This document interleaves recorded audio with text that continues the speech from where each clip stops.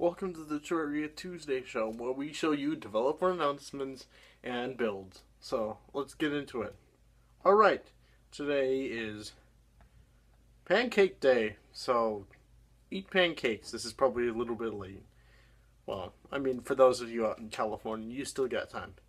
But, first of all, we've got new developer news for you. This is really exciting.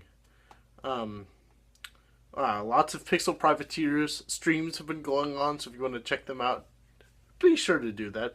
It's a fun time in there exploring this new game. And in case you haven't heard last week's show, Pixel Privateers was released. It's another one of the Relogic games developed by Quadro Delta, and it's really good. So if you haven't checked it out already, go check it out.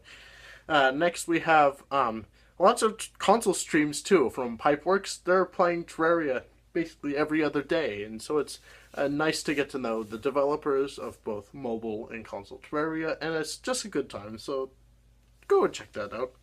Next, Terraria is coming to the Nintendo Switch. Of course, a lot of us were expecting it. I was expecting it, but now they've absolutely announced that they're saying yes, Terraria is coming to the Nintendo Switch, and that's a good thing, and I'm glad that it is, especially since the Wii is not going to get all the 1.3 stuff, but the Switch looks like it is going to get that. Console 1.3 looks like it's coming out between April and June, so be sure on the lookout for that. And then mobile, of course, will be 2 months after that, 2 to 3 months after that. Alright, next we get into the weekly building contest. Last week's theme was modern architecture. So this was like modern, so like life, like buildings you would see today, essentially. And this week's theme is a home by the water. So find a lake, build something to it, and enter that building contest. It's always a lot of fun. So from last week's theme of modern architecture, in first place we have Veracure, and it looks like we have a nice, like it's a suburban home, I guess. It's made out of marble, has like an elevator on the left. It's very modern.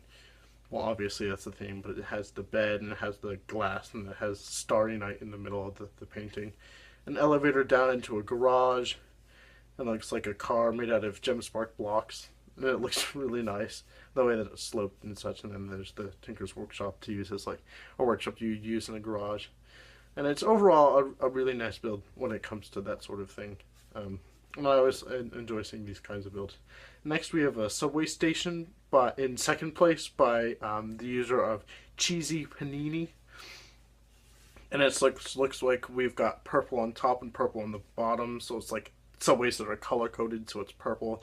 Everything else is either white or gray, and looks like we have this street on top with like the station with like a rubbish bin and like benches and stuff and signs that tell you where to go, and then you go down, so it looks like the escalator, and then you've got the waiting area on the bottom, looks like the part from the train. So it's like if you took a cross section from like the street down of like any city, and that's what the subway would look like. And over it's a nice symmetrical, more or less, build, and I like that. And finally, in third place, we have name taken 1H12G, and it looks like your everyday home. It doesn't have that super modern feel, but it is modern because it's something that you would find today. And you have the bed, and then you have the way that we can use drapes for windows, and then the nice wall sections, and then you have a bathroom, and then we have a kitchen, and then we have different bedrooms and such, and we have a patio outside made of granite, and a nice little tree, and it's like something that you would find in like your everyday house, and so I like that. Okay, so that was the build of the week. That was the weekly building contest. This week's build of the week is the Leaving Steampunk Treeship by Bacon Fry. He always makes good builds, and this is one of them. And he incorporated, living wood with cogs to make this sort of mechanized but natural feel. And it actually goes really well together. And we have all the green parts surrounding the central area with branches going out. And then with different mechanized parts inside, for example, like the stairs, and then the blocks inside and other things. And it has a really nice feel to it because it's like the right mixture between tree and cog, so that's good to have. And if you haven't checked it out already, do go check out on Terraria Mechanical Engineering Core on the forums. Do check it out.